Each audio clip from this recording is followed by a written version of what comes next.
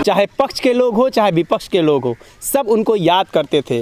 वो ठीक आज ही के दिन इस दुनिया को छोड़ दिए, इस दुनिया को अलविदा कह दिया। वो शख्स जब बोलता था तो सदन गूंज उठती थी, चाहे पक्ष हो चाहे विपक्ष हो, सभी तालियां बजाते थे। आज की तरह नहीं जो आज की राजनीति में टिक्का टिप्पणी होती है, जो गाली गलौज की भाषा भी प्रयोग की जाती है, वो दौर वैसा नहीं था, जिसका सिर्फ एकमात्र कारण था कि उस दौर के राजनीतिज्ञ जो थे वो काफ़ी सधे हुए थे। वो कविताओं से बात करते थे, वो छंद में बात करते थे, उनके शब्दों में जादू थी। हम बात कर रहे हैं अटल बिहारी की। अटल बिहारी वाजपेयी का संबंध बक्सर से भी रहा है। उनके जानने वाले लोग बताते हैं कि अटल बिहारी वाजपेयी बक्सर में कई बार आए हैं और ख़ास करके जब भी बक्सर आते थे तो यहाँ की लिट्टी चोखा को याद करते थे। अपनी छंद और कविताओं से लोगों से दिलों से जुड़ने वाला वो भाषण था।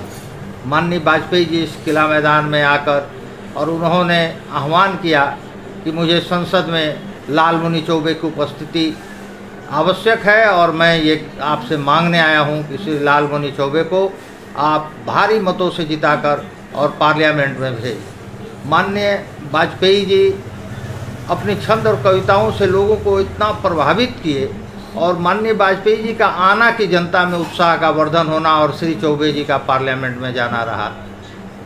16 तारीख को वाजपेयी जी की पुण्यतिथि है और माननीय वाजपेयी जी की कमी को आज कोई भी राजनेता पूरा नहीं कर सकता है।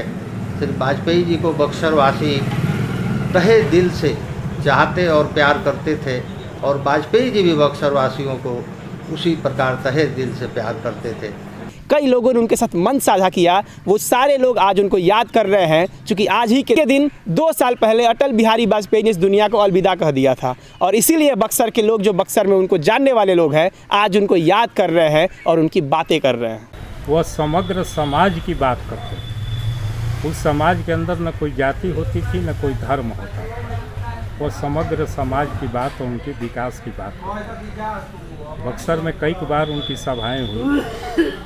यहाँ कटाव के बारे में भी उन्होंने कहा था कि कटाव से बक्सर बहुत तेज़ी से और गाजीपुर का इलाका प्रभावित है और सरकार इस पर कोई कार्य नहीं कर रही है। अगर सरकार ध्यान नहीं देगी तो एक दिन इस क्षेत्र की सभी कटाव से संबंधित इलाकों की आबादी समाप्त हो जाएगी। इसके पहले सरकार कटाव रोकने के लिए ठोस कदम उठा। किसानों के बारे में भी उन्होंने बोला था, कहा कि जैसे उद्योग धंधे वाले अपने उत्पादन का मूल्य निर्धारित करते हैं, वैसे किसानों को भी अधिकार मिलना चाहिए कि अपने उत्पादन का मूल्य निर्धारित करें। अटल जी की भाषा जो थी वो पहले कविता भी शुरू में लिखा करते थे। बताने वाले ये भी बताते थे कि अटल बिहारी वाजपेयी ने जब एक बार बक्सर में आया तो उन्होंने यहाँ पे कहा था कि आप सब तो बिहारी हैं, लेकिन मैं अटल बिहारी हूँ। ये बिहारीपन मेरे रग रग में बसा हुआ है, क्योंकि मैं अटल हूँ और बिहारी भी हूँ और मेरा नाम अटल बिहारी है। ये हमारा संबंध है। उन्होंने कहा कि मैं बिहार के धरती पर आया हूँ, बक्सर में। अगर आप लोग बिहारी हैं तो मैं अटल बिहारी।